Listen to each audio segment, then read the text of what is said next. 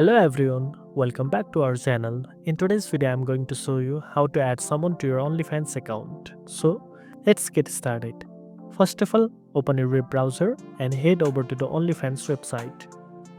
Log in using your username and password to access your dashboard. To add someone to your OnlyFans account, you'll need to subscribe to their profile. You can do this by browsing the homepage, checking suggestions, or using the search bar to find the person you want to add. In this example, I am selecting someone directly from the suggested list. Once you have found your profile, simply click the subscribe button.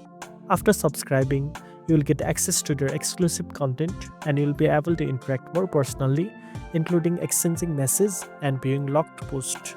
Next, go to your subscription tab to manage who you are subscribed to.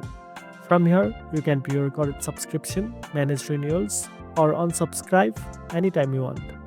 And that's it. Now you know how to add someone to your OnlyFans account. If you found this video helpful, don't forget to like, share, and subscribe for more tech tips. Thanks for watching, and I'll see you in the next one.